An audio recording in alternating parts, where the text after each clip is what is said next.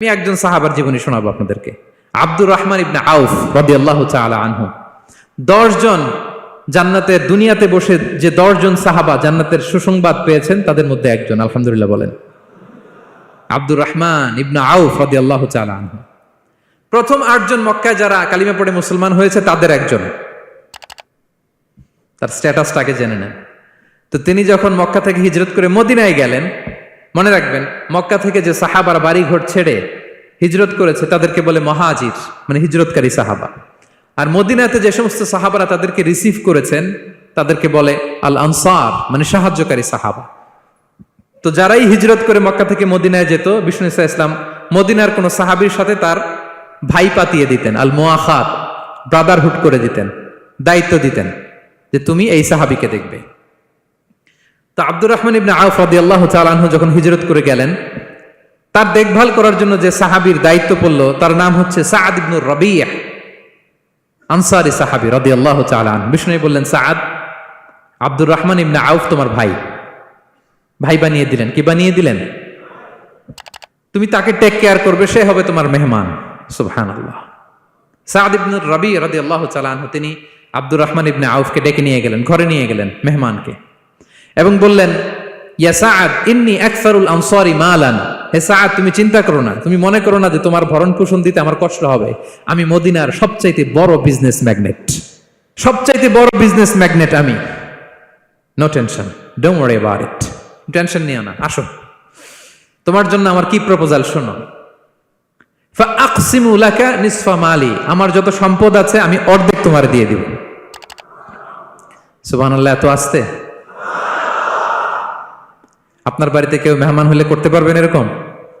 আল্লাহ, কেমন প্রেরণার বাতিঘর তারা।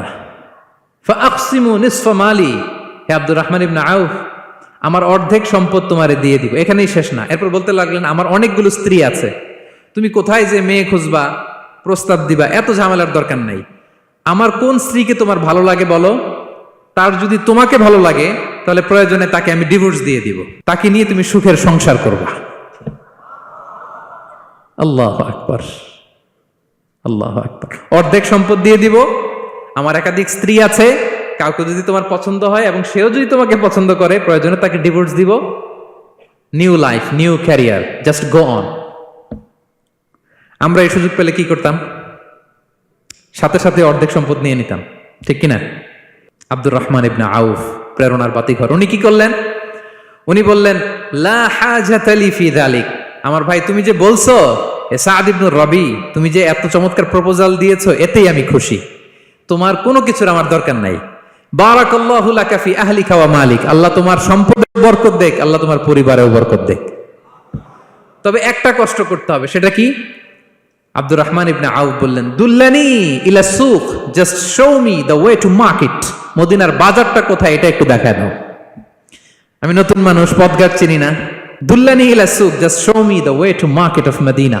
মদিনার বাজারটা কোন রাস্তা একটু দেখায় দাও। আল্লাহু আকবার। সাআদ ইবনে রবি বললেন, এই তো মদিনার বাজার। উনি যে কিছু ঘি কিনলেন, পনির কিনলেন, কিনে বিক্রি করলেন, প্রফিট করলেন। ওই প্রফিট দিয়ে আরো বেশি করে কিনলেন, আবার বিক্রি করলেন, প্রফিট, আবার বিক্রি করলেন, প্রফিট। এই কেনা বেচা করতে করতে 1-2 মাসের মধ্যে উনি মদিনার one of the biggest business magnate হয়ে গেলেন। আল্লাহু আকবার। কি হাড় ভাঙ্গা পরিশ্রমই না তারা করেছেন।